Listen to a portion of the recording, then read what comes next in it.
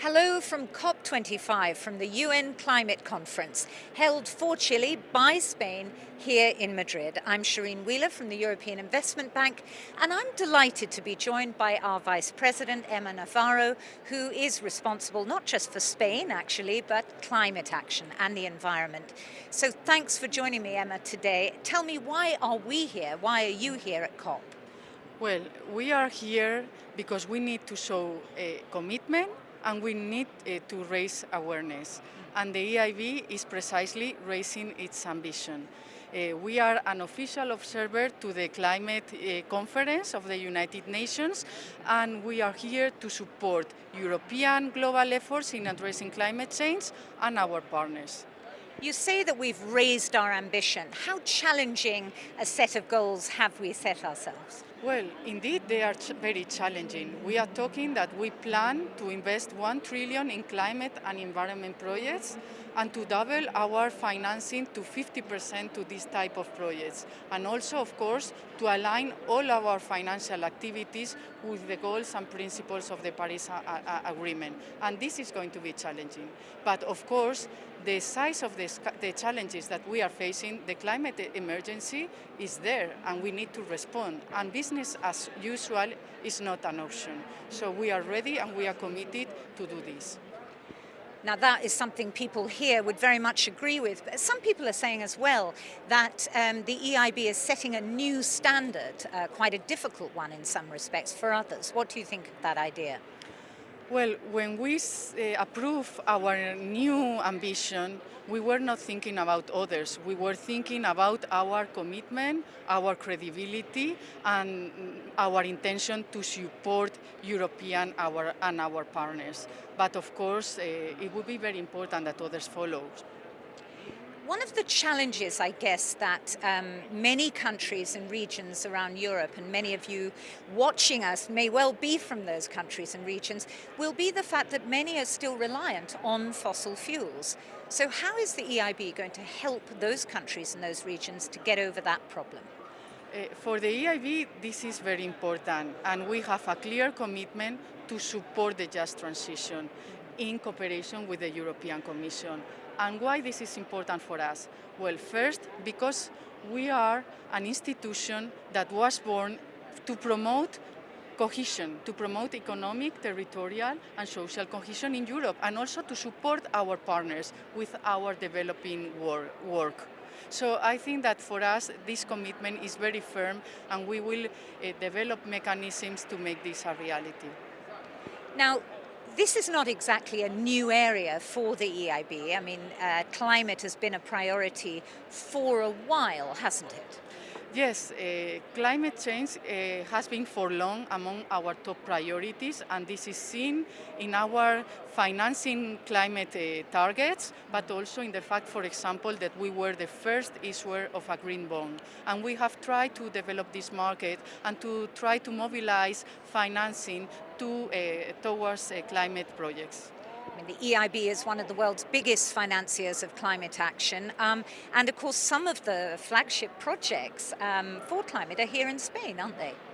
Yes, Spain is a country with a very big potential for renewables, and in fact we have been supporting renewable energy for a while. And we have some very important projects such as the Goya project in Aragon, where we have supported and financed 9 wind farms in this region. But of course, we have many other projects in Spain and also in the Iberian Peninsula, where we have supported a cutting-edge technology in Portugal with our financing of wind float, an offshore wind farm. And that kind of technological innovation is obviously going to be very important going forward, and I think is very much part of the EIB's vision. But let me ask you, you are the VP, the Vice President in charge of Spain and Portugal, but you also have Latin America and the Caribbean as part of your responsibilities. What does EIB-supported climate action look like in those regions of the world? Well, in Latin America, we are financing and supporting a variety of climate projects going from renewable energies, for example, wind energy in Brazil, solar energy in Mexico, but also many other projects mitigation projects. But we are also supporting adaptation. We are helping vulnerable communities. We are also supporting the Caribbean region to address the effects of some extreme weather events such as hurricanes. And I think that this is very important that we cover this ample variety of projects.